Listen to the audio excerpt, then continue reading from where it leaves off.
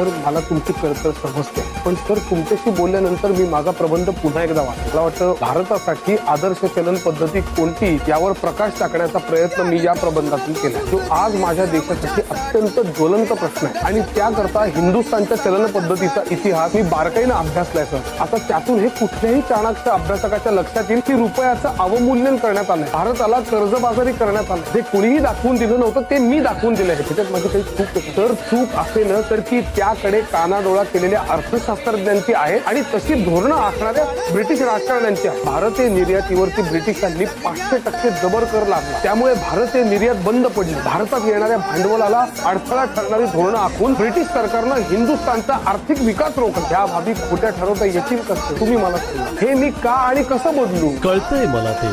ज्ञानाच्या आणि संशोधनाच्या जोरावर तू शोधून काढलेल्या गोष्टी खरंच बरोबर आहेत.